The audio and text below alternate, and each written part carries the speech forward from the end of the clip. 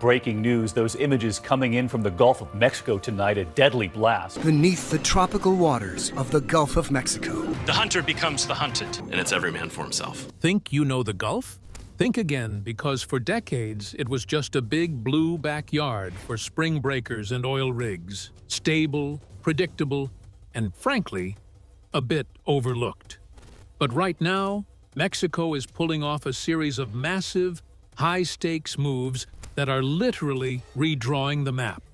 We're talking about a transformation so radical, it's turning the entire region into a global power player.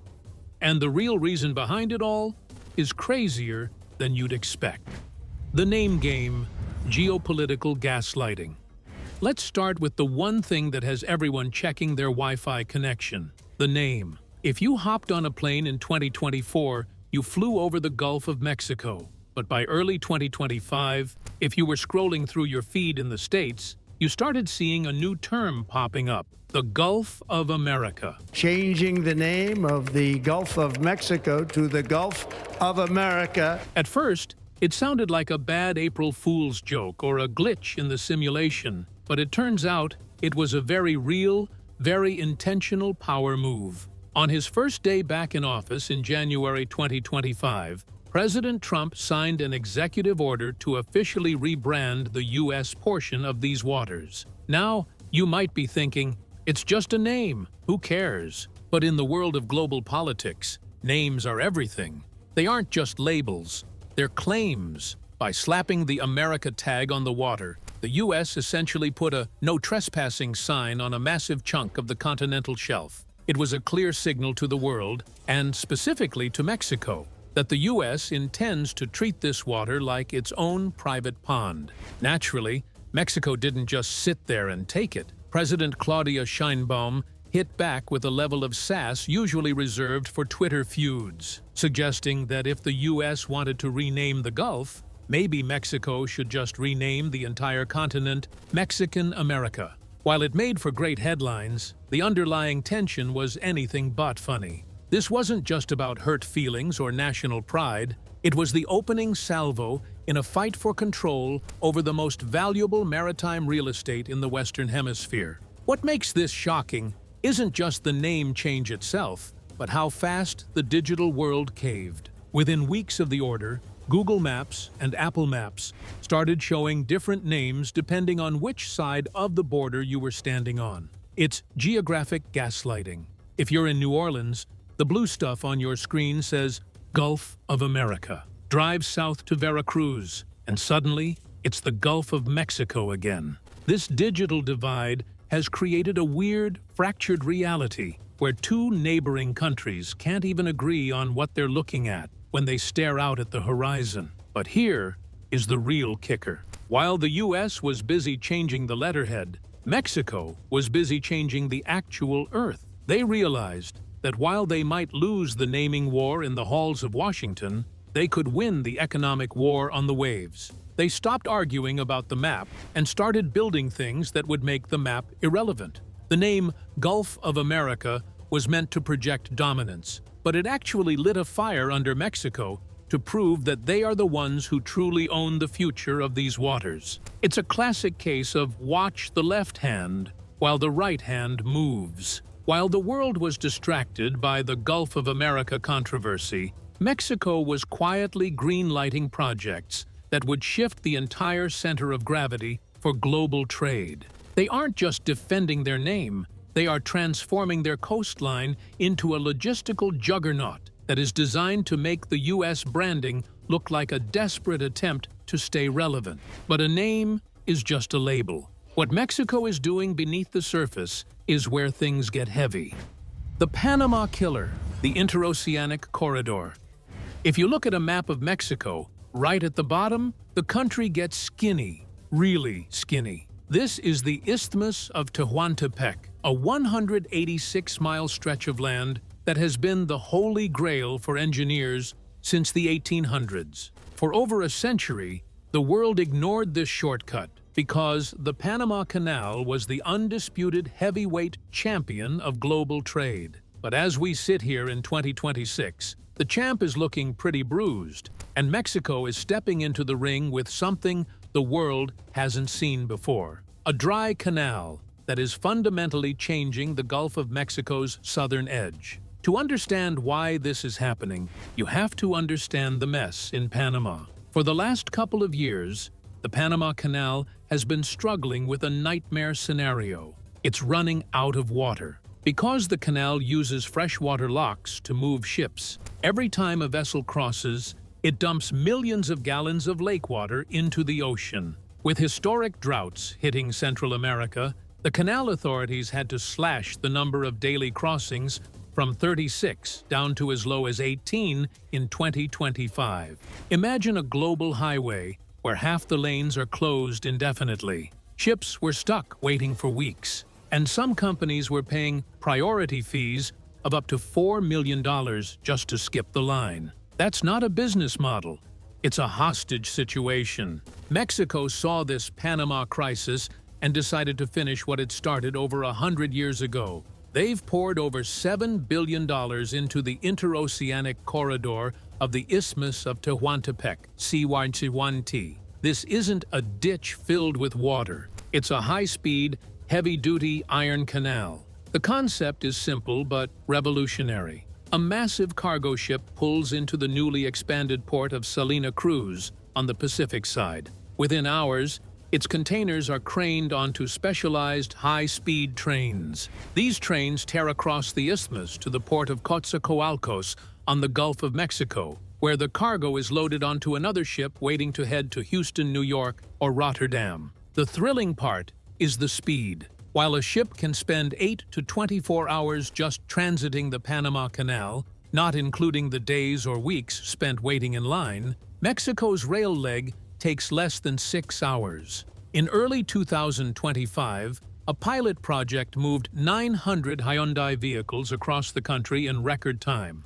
proving that this wasn't just a pipe dream. By the time June 2026 rolls around, the government expects the entire corridor to be fully operational, capable of handling 1.4 million containers a year. That is a massive chunk of global trade that is being diverted away from the Caribbean and straight into the southern lap of the Gulf of Mexico. But Mexico isn't just building a railroad, they are reshaping the geography of the Gulf to accommodate this new era. The port of Coatzacoalcos, once a sleepy oil town, is being transformed into a logistical beast. They are dredging the sea floor to depths that allow mega ships to dock. Ships that are literally too big for the Panama Canal's locks. By making the southern Gulf deeper and its ports more advanced, Mexico is effectively pulling the center of gravity of North American trade further south. This isn't just about moving boxes, though.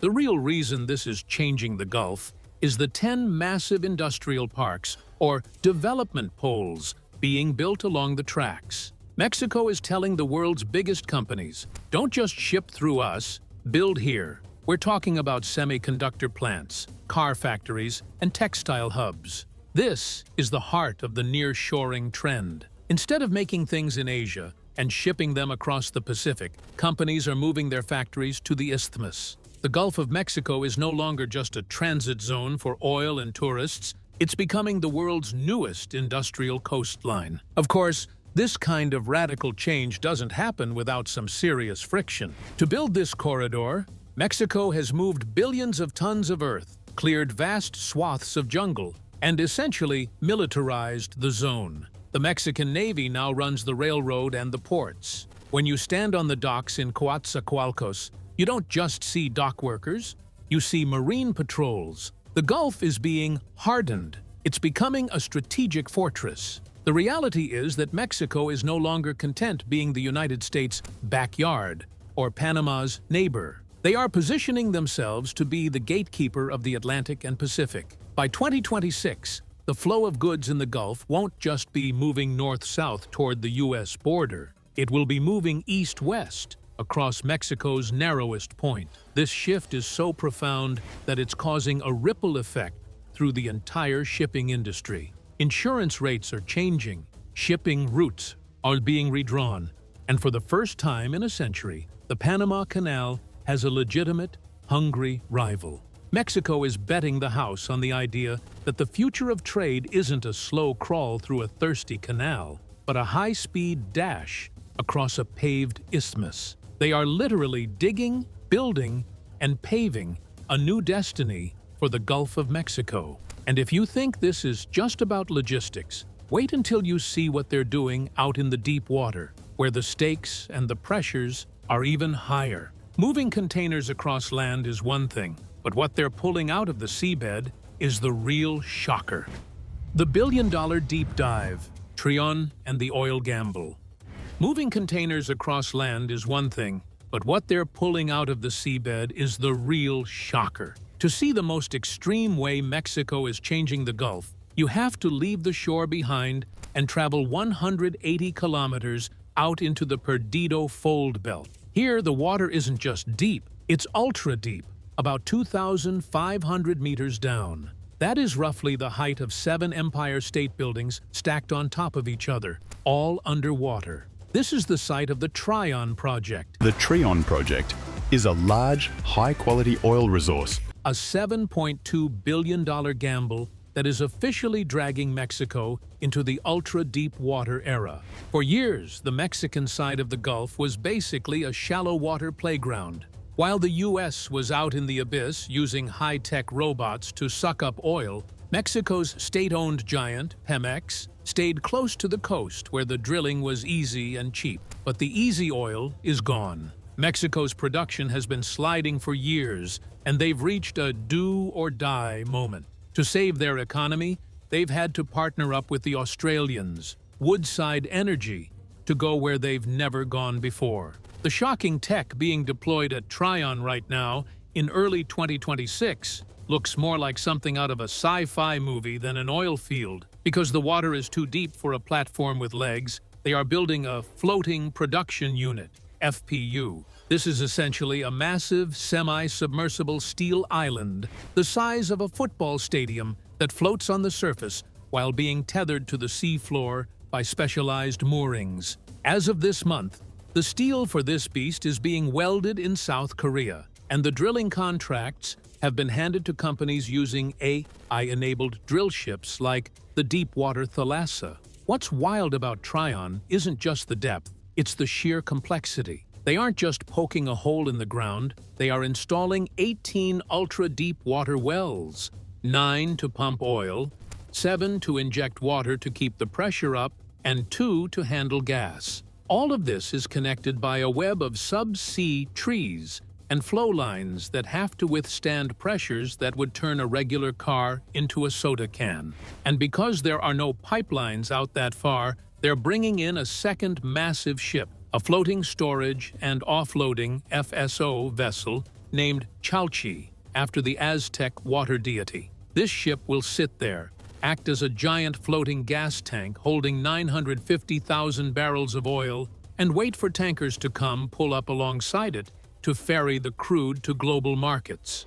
But why now? Why spend $7.2 billion on fossil fuels when the world is supposed to be going green? That's the shocking part of the strategy. Mexico is essentially ignoring the energy transition memo. They've crunched the numbers and realized that the Gulf of Mexico still holds some of the highest quality light crude on the planet. By 2028, Trion is expected to pump 100,000 barrels a day. In a world where energy security is suddenly the only thing that matters, Mexico is betting that liquid gold will be more valuable than green promises for at least the next 30 years. However, this isn't just about making money. It's about survival. Pemex is the most indebted oil company in the world. They owe over $100 billion.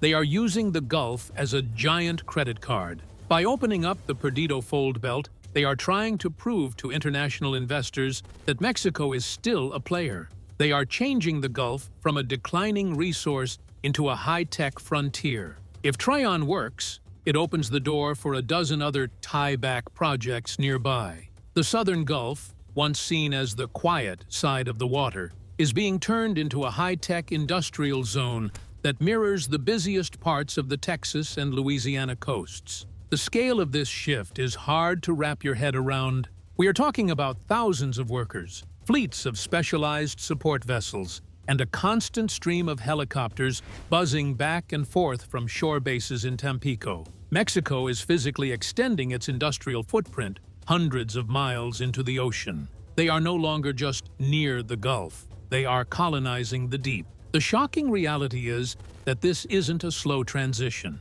As we speak in 2026, the drilling rigs are already moving into position. The subsea hardware is being lowered into the darkness. Mexico is effectively doubling down on the 20th century's most valuable resource to fund its 21st century dreams. But as any diver will tell you, the deeper you go, the more things can go wrong. All that oil and steel comes with a price tag that isn't just measured in pesos. All that oil and steel comes with a price tag that isn't just measured in pesos. The nearshoring explosion. The industrial rebirth. You can't build a factory empire without breaking a few reefs. And right now, Mexico is breaking ground at a pace that would make a Silicon Valley developer sweat. If you've bought a car, a flat-screen TV, or even a specialized medical device in the last year, there's a massive and growing chance it didn't come from a factory in Shenzhen. It probably came from a place like Altamira or Veracruz. This is the nearshoring explosion, and it's the third major way Mexico is fundamentally altering the Gulf. For decades, the global supply chain was a long, fragile string stretched across the Pacific. But the 2020s taught us a painful lesson. When that string snaps, everything stops. In response, the world's biggest corporations have started a frantic migration. They are moving their manufacturing near to their biggest customer, the United States. And Mexico, with its 2,000-mile border and massive Gulf coastline, is the primary beneficiary. In fact, by early 2026, Mexico has solidified its spot as the U.S.'s top trading partner, leaving China in the rearview mirror. But here's the interesting part. This isn't just happening in border towns like Tijuana.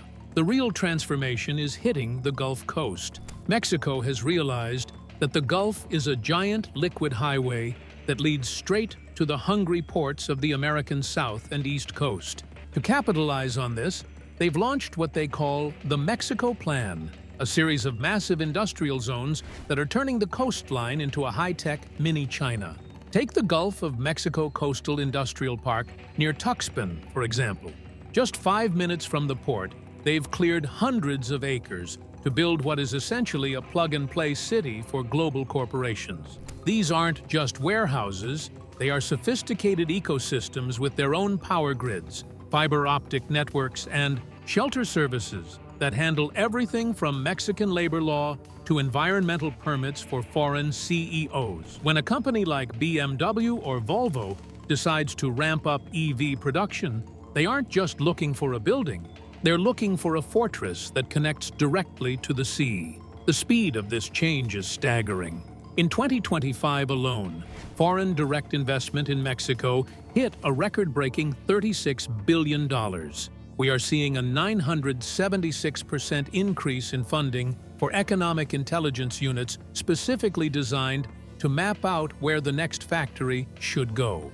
In towns like Altamira, the skyline has shifted from palm trees to giant gantry cranes. The port of Veracruz, the oldest in the country, has undergone a modernization so radical it can now handle nearly 100 million tons of cargo a year. They aren't just updating the port, they are building a new one on top of the old one.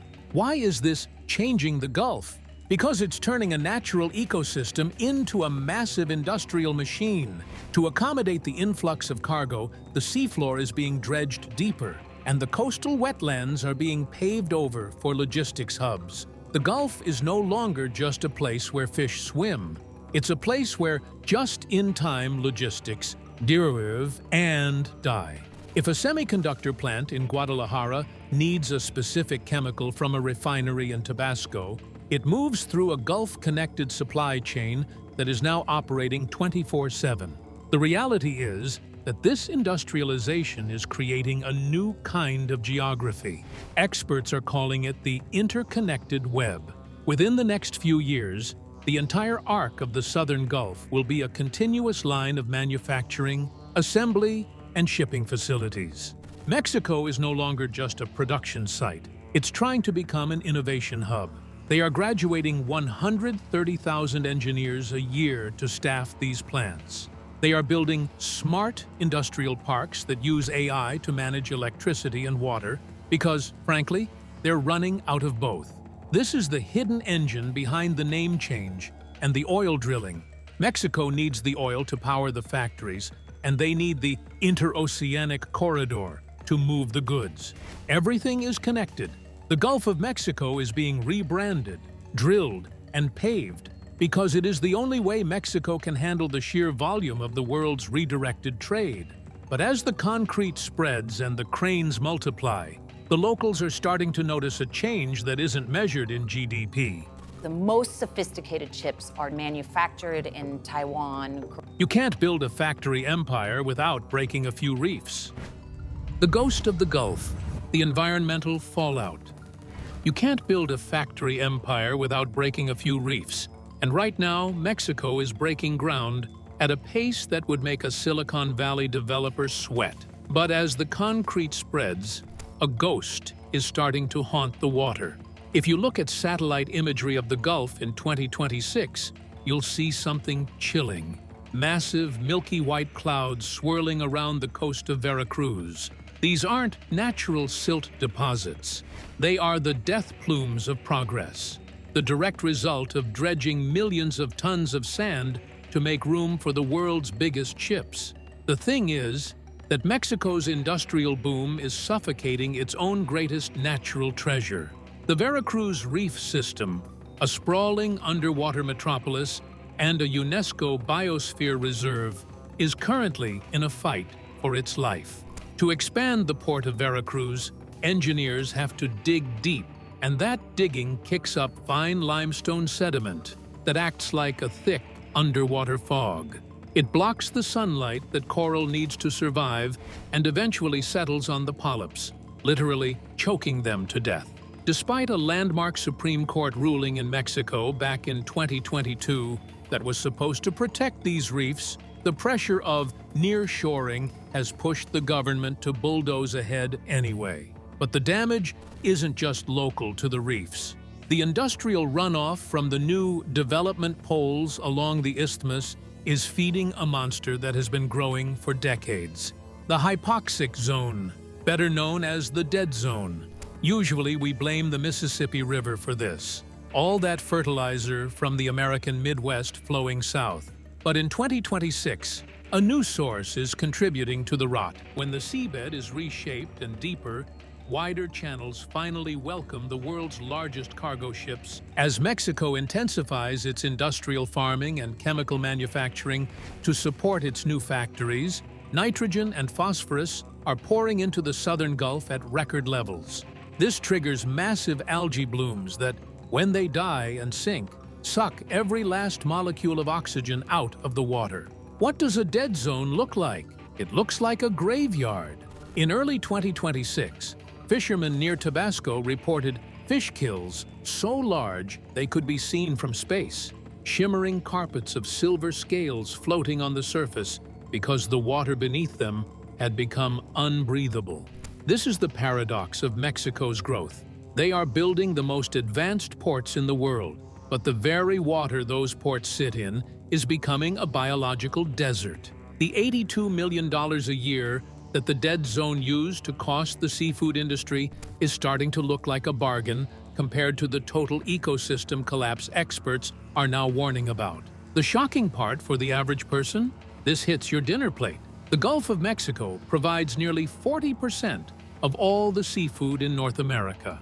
As the water chemistry changes, iconic species like the red snapper and the pink shrimp are being forced into smaller and smaller pockets of healthy water. In response, the Mexican government has frantically tried to triple the number of fishing refuge zones by late 2026, hoping to protect 2.2 million hectares of ocean. But it feels like trying to put out a forest fire with a garden hose. The fishing communities that have lived off these waters for centuries are being pushed out by the very industrialization that was supposed to bring them prosperity. Even the deep-sea gamble at Trion adds to the ghostly atmosphere. While the rigs are high-tech marvels, they are also sources of constant acoustic pollution. The blasts used for subsea mapping and the thrum of thousands of support vessels are disrupting the migration patterns of whales and dolphins. We are effectively turning the Gulf into a noisy, crowded, and increasingly toxic construction site. The most haunting thing about all of this is that once a reef is smothered or a dead zone takes hold, you can't just repave it like a road. Recovery can take decades, if it happens at all. Mexico is trading a 500-million-year-old ecosystem for a 30-year industrial cycle. It's a trade they've decided is worth it to become a global superpower. But for the people who call the coast home, the shocking reason for all this change is starting to feel like a very dark bargain. So, if the water is dying and the maps are changing, where does that leave us? The future map, the new North American order. So, if the water is dying and the maps are changing, where does that leave us? As we stand in early 2026, the answer is clear. The Gulf of Mexico is no longer just a body of water shared by 3 nations. It has become the primary engine of a new North American order. Mexico's controversial transformation of its coastline, from the high-speed trains of the Isthmus to the ultra-deep rigs of Trion, is a declaration of independence from the old ways of doing business. The shocking reason behind all of this isn't just a quest for more oil or faster shipping.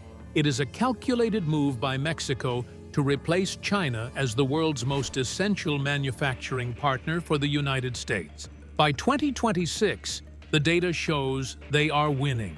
With nearly $700 billion in annual exports on the line, Mexico has realized that if they control the Gulf, they control the gate to the largest consumer market on Earth. They aren't just changing the Gulf, they are weaponizing it to secure their place as a global superpower. What we are witnessing is the birth of a blue economy that is as high stakes as it is high risk. While the US and Mexico might bicker over whether to call it the Gulf of America or the Gulf of Mexico, the reality on the ground is that the two countries are becoming more intertwined than ever. The Gulf is now a 600,000 square mile industrial park where every wave carries a container and every seafloor pipe carries the lifeblood of the continent. The maps might be fractured, but the money is moving in one direction, together. This shift has created a new north that starts at the Isthmus of Tehuantepec and ends at the Canadian border. Mexico has successfully turned its geography into its greatest asset, forcing the rest of the world to pay attention to a region that used to be seen as a mere vacation spot. The truth is that the Gulf of Mexico is now the most important body of water in the Western Hemisphere, not because of its beauty, but because of its utility. The bottom line. At the end of the day, Mexico's gamble in the Gulf is a mirror of our modern world. Fast, messy, and incredibly ambitious. We've seen the names change, the earth move, and the water turn quiet in some places and chaotic in others. The reason Mexico is changing the Gulf is that they finally realized in the United States, they are going to see it as the Gulf of America, in some places as the Gulf of Mexico. They don't have to wait for the future to come to them. They can build it themselves, one port, one rig, and one railroad at a time. Whether you're a consumer buying a car made in Veracruz, an investor watching the Trion production numbers, or just someone who loves the smell of salt air, you are part of this story. The Gulf is no longer just a place we look at. It's a place that determines how we live.